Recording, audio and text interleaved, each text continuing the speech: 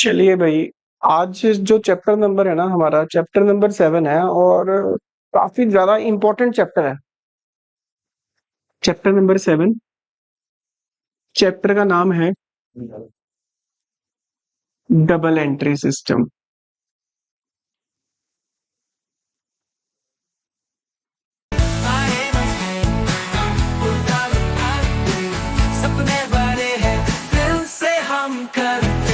हम जब तक अकाउंट्स पढ़ेंगे ना, चाहे +1 हो +2 हो, आगे भी पढ़ोगे, तो जितने भी अकाउंट्स है उसको 3 पार्ट्स में कैटेगराइज किया गया। कितने पार्ट्स में? तो टाइप्स ऑफ अकाउंट्स जो आपके कैटेगराइज किए गए हैं, 3 अकाउंट है। एक है पर्सनल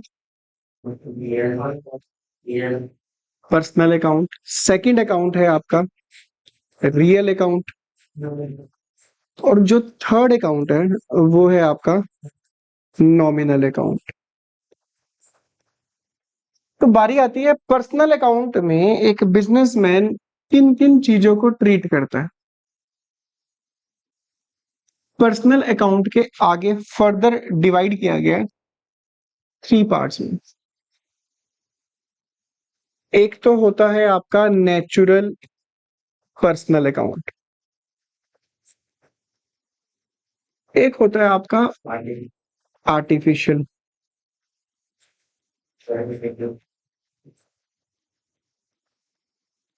और जो थर्ड होता है ना वो होता है रिप्रेजेंटेटिव।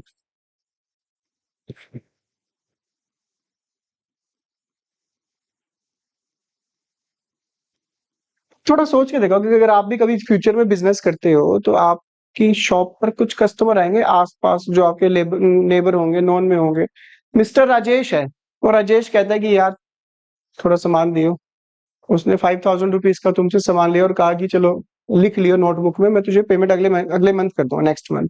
तो आपको राजेश का नेम लिखना पड़ेगा, और राजेश एक ह्यूमन बींग है। एक बिजनेसमैन को उनके नेम लिखने पड़ते हैं क्योंकि उनसे पेमेंट लेनी है। तो मिस्टर राजेश, एक पार्टी थी जिसका नाम राकेश था, उनसे आप गुड्स परचेज करते थे। राजेश तो आपका पर्सनल अकाउंट, राकेश से भी आपने गुड्स परचेज करी थी, उसको आपने पेमेंट देनी है। ये भी नेचुरल ह्यूमन बीइंग है। ये भी कौन सा अकाउंट है? Personal account. राजेश, राकेश, रमेश, रवि, ठीक है, मोहित, ये सारे आपके किस में आएंगे? Natural personal account, human beings जिसे कहते हैं।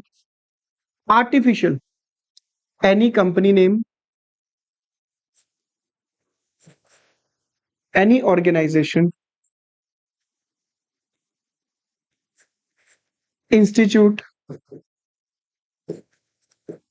which is created by law।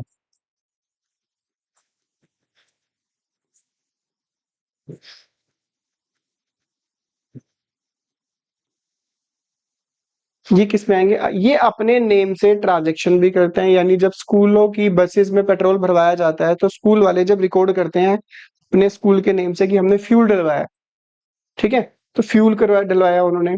और एक बिजनेसमैन इन ऑर्गेनाइजेशन को कुछ गुड्स भी सेल करता है, फिर जिनसे पेमेंट अभी बाद में आनी होती है। तो ऐसी ऑर्गेनाइजेशन आपकी आती है आर्टिफिशियल पर्सनल अकाउंट में, ठीक है। यानी अगर आपकी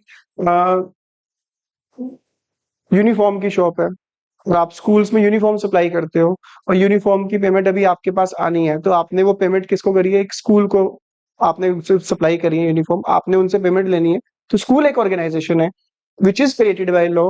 ये ना तो चल सकता है, ना खा सकता है, ना पी सकता है जैसे ह्यूमन बींग्स होते हैं, बट फिर भी अपने नेम से ट्रांजेक्शन करता है। तो those all are included in artificial personal account, ठीक है।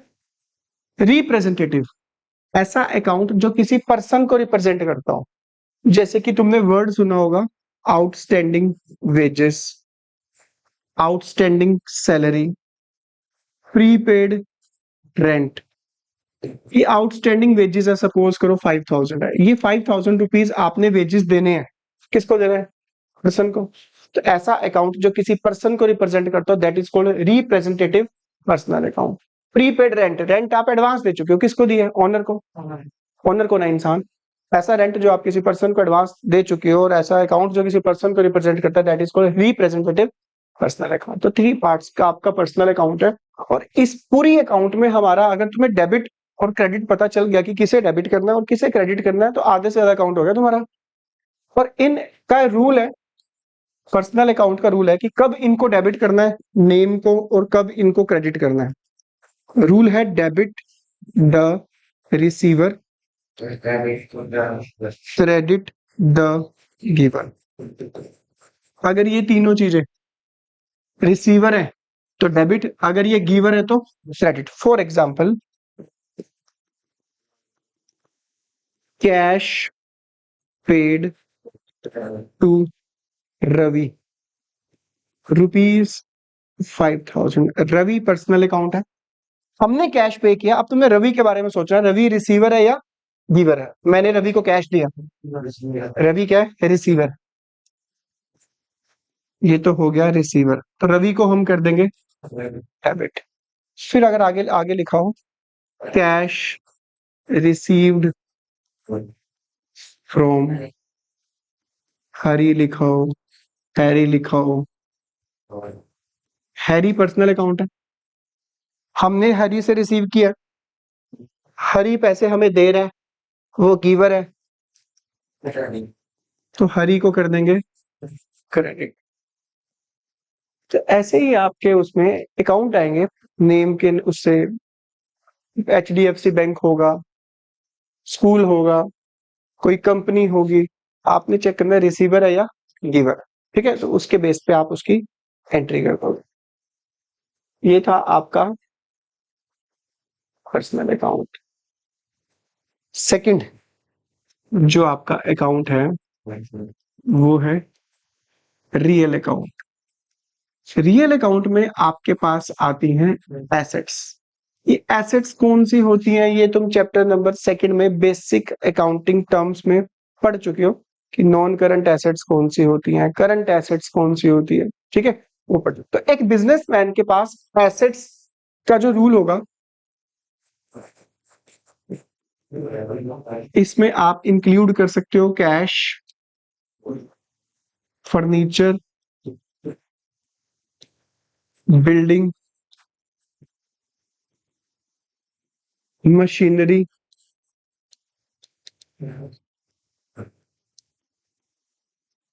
ये एक बिजनेसमैन के लिए एसेट्स होती है। एसेट का रूल है debit what comes in, credit what goes out. इसमें व्हाट बात चल रही है एसेट की। एसेट अगर आ रही है बिजनेस में तो डेबिट, एसेट बिजनेस में से जा रही है तो क्रेडिट। सिंपल सा रूल है। आपका मेन फोकस पूरी ट्रांजैक्शन में जो रहेगा, वो ज्यादातर ट्रांजैक्शन में आता है, वो रहेगा कैश पर। किस पे रहेगा, क्योंकि एसेट से फोकस करना है, पर हर ट्रांजैक्शन में कैश जरूर इफेक्ट होता है। जैसे अभी हमने इससे पहले वाले लिया था क्वेश्चन, ये वाला, कैश पेड टू रवि। इसमें कैश एक अकाउंट इफेक्ट हो रहा है, दूसरा अकाउंट इफेक्ट हो रहा है रवि। रवि तो था पर्सनल अकाउंट, वो हमने कर लिया। कैश हमारा कौन सा अकाउंट है इसमें, कैश हमारी एसेट है और ये हमारा है रियल अकाउंट। रियल अकाउंट कहता है कि डेबिट व्हाट कम्स इन, अगर एसेट्स आ रही है तो डेबिट, जा रही है तो कैश चेक कर लो आ रहा है, हाँ। ये जो कैश आ रहा है या जा रहा है, ये आपने अपने पॉइंट ऑफ व्यू से नहीं सोचना, बिजनेस के पॉइंट ऑफ व्यू से सोचो। किसके पॉइंट ऑफ व्यू से, बिजनेस के पॉइंट ऑफ व्यू सोचो कि फर्म में कैश आ रहा है या फर्म से कैश जा रहा है। Cash paid to Ravi, cash goes out है, तो ऑब्वियस है रवि को डेबिट किया ना, कैश क्रेडिट ही होगा। डबल एंट्री सिस्टम कहता है if one account is debited and other must be credited, तो कैश आपका होगा इस अकाउंट में क्रेडिट, रीजन गोज आउट है। रिसीव्ड कैश, कैश आ रहा है, कैश क्या होगा हमारा डेबिट, रीजन कम्स इन है। तो जरूरी नहीं है कि एक ही ट्रांजैक्शन में सिर्फ और सिर्फ रियल ही होगा, हो सकता है एक ट्रांजैक्शन में पर्सनल अकाउंट भी हो और उसमें रियल अकाउंट भी हो। ठीक है, तो एसेट्स के ऊपर फोकस करोगे आप। हाँ, जो अभी हम ये लेके चल रहे थे, इसमें हम एक प्योर एग्जांपल लेके चलते हैं एसेट्स का। Furniture purchased ₹10,000। इस ट्रांजैक्शन से दो अकाउंट इफेक्ट हो रहे हैं, एक फर्नीचर, एक हो रहा है कैश। कमाल की बात यह है, फर्नीचर भी हमारी एसेट है, कैश भी हमारी एसेट है, दोनों ही रियल अकाउंट है। एक एसेट्स आ रही है, क्या आ रहा है और क्या जा रहा है? फर्नीचर कम्स इन है, तो इसलिए फर्नीचर अकाउंट तो हो जाएगा डेबिट। कैश गोज आउट है, तो भाई स्टार्टिंग में जितने भी हमारे क्वेश्चन आएंगे जर्नल के बेसिकली, उसमें कैश जरूर आएगा। तो कैश का आपने जरूर याद रखना, जब भी बिजनेस में कैश आएगा डेबिट। यानी जर्नल का एक बेसिक कंसेप्ट है, जिसको मुझे नहीं लगता कि किसी बच्चे को गलत करना चाहिए, एटलीस्ट से कम कैश वाला पॉइंट को। ठीक है, बाकी तो फिर भी चलो 1-2% हम मान ले। कैश का गलत करने का मतलब है कि जमानत नहीं है उसकी। ठीक है, चलो इसके अलावा देखते हैं कोई और एग्जांपल। रेंट पेड, कैश के बारे में सोचो सिर्फ।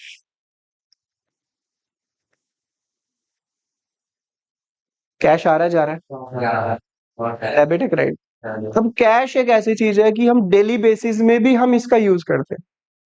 कैश, पापा 200 रुपीज देना, पार्टी करनी है, थोड़ा सा कुछ खा पी आए जरा। पापा ने क्या दिया? कैश।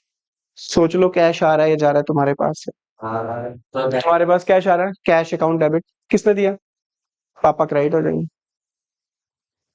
तुम बर्गर खाने गए, भैया बर्गर पैक कर दो, बढ़िया वाला शानदार वेज बर्गर, पैटी बर्गर, अच्छे से वेजेस भर देना उसमें। बर्गर दिया उसने, तुमने क्या दिया उसे? कैश आ रहा है जा रहा है, कैश को क्या करोगे? क्रेडिट। यानी अब डेली लाइफ में तुमने ये चीजें अप्लाई करनी है। जहां पे तुम्हारी कैश की ट्रांजेक्शन हो रही है ना, ये कैश तो तुम्हारे पास यूज होता ही रहता है। ठीक है, और अगर गूगल पे कर रहे हो, फिर पैसे कहां से कटेंगे? बैंक से। कैश की जगह आ जाएगा बैंक।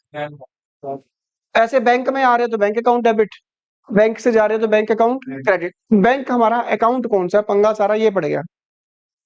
बैंक HDFC बैंक हो, SBI बैंक हो, ICICI बैंक हो, ये एक कंपनी के नेम है। बैंक हमारा पर्सनल अकाउंट है। मेरे बैंक में पैसे आ रहे हैं तो बैंक रिसीवर है, मेरे बिहाफ पे रिसीव कर रहा है पैसा, बैंक को करेंगे डेबिट।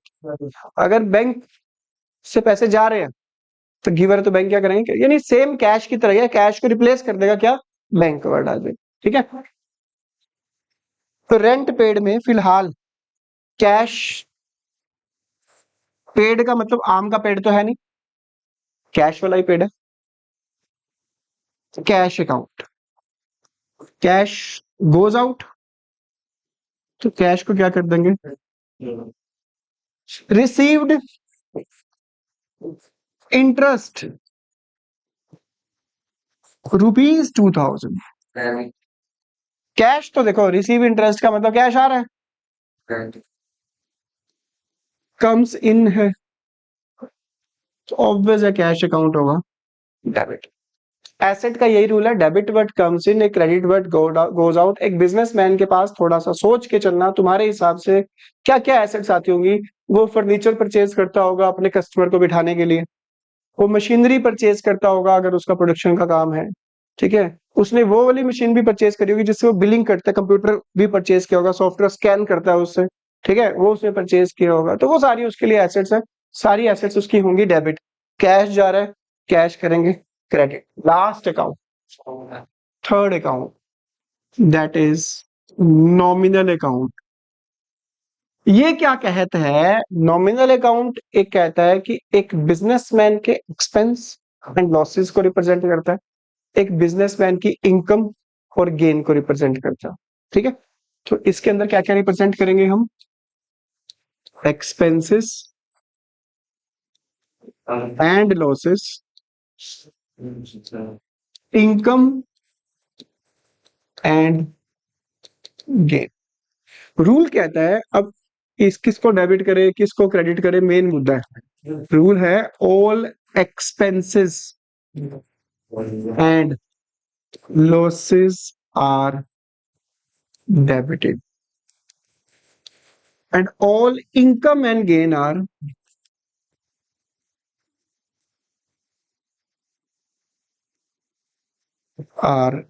क्रेडिटेड। जितने भी एक्सपेंस होंगे या जितनी भी लॉसेस होंगे सबको डेबिट करना, और जितने भी इनकम होंगे या गेन होंगे उन्हें क्या करना। एक बिजनेस मैन के क्या क्या एक्सपेंस हो सकते हैं।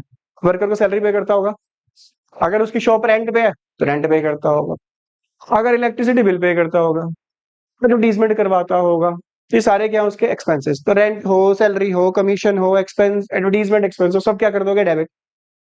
इनकम क्या होती होगी उसकी, जो वो गुड्स सेल करता है, तो सेल उसके लिए क्या है, इनकम। सेल करोगे क्रेडिट।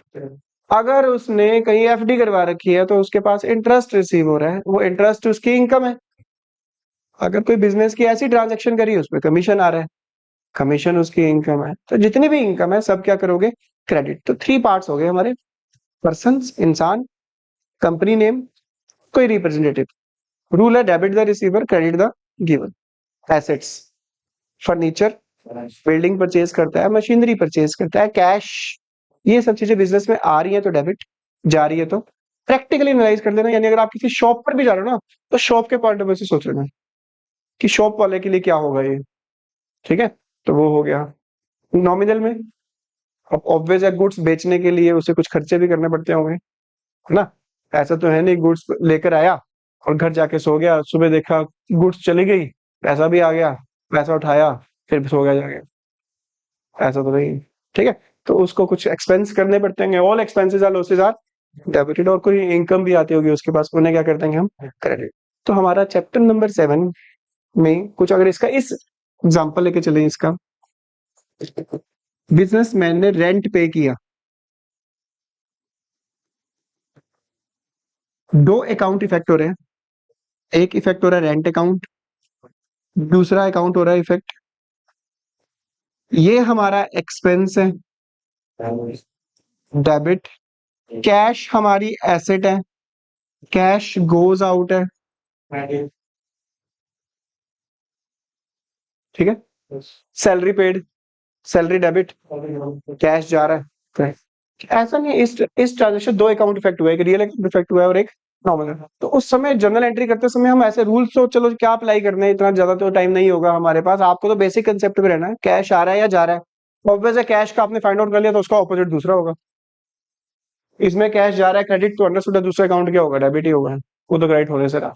ठीक है, तो आपका ये नॉमिनल अकाउंट है। तो इस चैप्टर में आपको फिलहाल सिर्फ और सिर्फ ये कैटेगराइज करना है कि पर्सनल है, रियल है या नॉमिनल है। डेबिट क्रेडिट अगले चैप्टर में आएंगे आपके, 9th चैप्टर नंबर 9th में। तो मैं कुछ अकाउंट लिख रहा हूँ, वो आइडेंटिफाई करेंगे पर्सनल है, रियल है या नॉमिनल है। चलो जी, ये आपके पास कुछ अकाउंट लिखे हैं मैंने, चेक करते हैं। कैश एक बिजनेसमैन के लिए एसेट होती है, एसेट होता है रियल अकाउंट। रेंट या तो पे करोगे या रिसीव करोगे, पे करोगे तो एक्सपेंस है, रिसीव करोगे तो इनकम है। दोनों ही केसेस में आपका कौन सा अकाउंट है, नॉमिनल अकाउंट। ड्रॉइंग का मतलब होता है पर्सनल यूज, पर्सनल यूज किसने निकाले, ओनर ने, ओनर ने निकाले तो पर्सनल अकाउंट। फर्नीचर आपकी एसेट होती है, एसेट होती है रियल अकाउंट। प्रीपेड, बड़ा important, very very important. Salary हो, रेंट हो, कमीशन हो, वेजेस हो, कैरिज हो, फ्रेट हो। कैरिज का मतलब किराया भाड़ा, फ्रेट का मतलब भी किराया भाड़ा। तीन दोनों ही केसेस में या तो पे करोगे या रिसीव करोगे, एक्सपेंस होगा या इनकम होगा। कुछ नहीं लिखा हो तो एक्सपेंस ही ट्रीट करते हैं। एक्सपेंस है तो नॉमिनल अकाउंट है। बट रेंट, सैलरी, कमीशन, इनके साथ कुछ सफिक्स या प्रेफिक्स कुछ जुड़ जाता है। एक्रूड जुड़ जाए, प्रीपेड जुड़ जाए, आउटस्टैंडिंग वर्ड जुड़ जाए। प्रीपेड का मतलब एडवांस दिया है, किसको दिया, ओनर को। आउटस्टैंडिंग का मतलब पेंडिंग है, देना है किसको, मालिक को। एक्रूड का मतलब अर्न कर लिया बट अभी रिसीव करना है, किससे रिसीव करना, वो भी इंसान से करो। ठीक है, इंसान से करना है या कंपनी से करना, तो वो सारे के सारे आपके बन जाएंगे कौन से अकाउंट, पर्सनल है। हाँ, पर ये नहीं कि सैलरी पेड आ जाए, कि सैलरी के साथ पेड वर्ड जुड़ गया ना, वो तो नॉमिनल है। वर्ड क्या जुड़ेगा, paid in advance, received in advance, ये वर्ड जुड़ेंगे तब बनेगा पर्सनल अकाउंट। पेड और रिसीव तो पता ही है, पेड है तो खर्चा, रिसीव है तो इनकम है। बैंक अकाउंट, कई बार बैंक अकाउंट लिखा आ सकता है, कई बार HDFC बैंक, SBI बैंक ये लिखा आ सकता है। तो एनी कंपनी नेम इंस्टीट्यूट ये जो आपके हो गई। CBSE ऑर्गेनाइजेशन है। Personal account, artificial.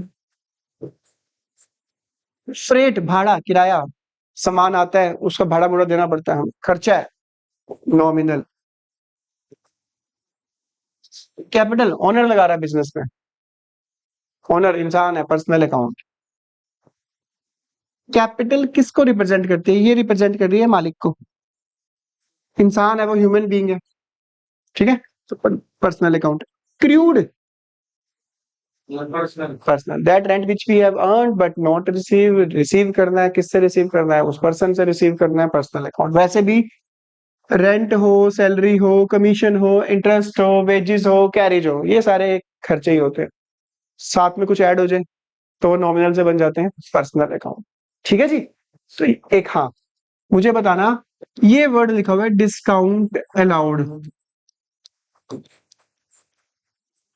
Bad debts, debtors, और तुम्हारा भगवान भला करे, डिस्काउंट अलाउड। हमने सामने वाली पार्टी को डिस्काउंट दिया, कैश दे रहा था, हमने कुछ डिस्काउंट दे दिया। डिस्काउंट अलाउड एक बिजनेसमैन की लॉस होता है, and all expenses and losses are debited. अगर ये होता है डिस्काउंट रिसीव, मुझे किसी को पेमेंट करनी है 50,000 रुपीज, वो कह रहा भाई साहब पेमेंट कर दो, मैं आपको 10% डिस्काउंट दे रहा हूँ, मेरे 5,000 बच गए। कह रहा एक हफ्ते के अंदर पेमेंट कर दो, 5,000 डिस्काउंट ले लेना, मैंने कर दी पेमेंट, मेरा फायदा हो गया, इनकम है। क्या हो जाएगी? क्रेडिट। कौन सा अकाउंट है? नॉमिनल। ये मेरा एक्सपेंस है, नॉमिनल। बैड डेट्स का मतलब पैसा डूब गया, लॉस हुआ, लॉस है तो। डेटर्स वो लोग होते हैं जिनसे पैसा लेना, इंसान है, पर्सनल। क्रेडिटर्स वो लोग होते हैं जिनको पैसा देना है, इंसान है, ठीक है। तो ये आपके इसमें क्वेश्चन नंबर 1 ही है, इसमें तो ज्यादा तुम्हारे प्रैक्टिकल क्वेश्चन देखोगे तो उसमें ज्यादा नहीं। हाँ गुडविल, गुडविल हो गया, पेटेंट हो गया, कॉपीराइट, ट्रेडमार्क, ये हमारी क्या होती है? एसेट्स। एसेट्स किस अकाउंट में आती है? रियल। तो पूरे कुल मिला के अगर देखा जाए तो अपने माइंड में रखना ये होती क्या क्या चीज है? पर्सनल, रियल में एसेट्स, नॉमिनल में एक्सपेंस और इनकम। बिजनेसमैन के पॉइंट ऑफ व्यू से सोचना कि आप एक बिजनेस कर रहे हो तो तुम्हारे हिसाब से क्या होगा? एक्सपेंस होगी या इनकम होगा? ये आपकी एसेट्स है, ये आपके पर्सन से डील कर रहे हो, बस ये 3 चीजें हैं आपकी, ठीक है। तो तुम्हारे पास प्रैक्टिकल क्वेश्चन नंबर दिया हुआ, उसमें एक ही क्वेश्चन होगा, वो तुम्हें देखना, हम डिस्कस कर चुके हैं सारा, इसी टाइप के क्वेश्चन ही होंगे, ठीक है। कुछ और होगा तो तुम पूछ लेना।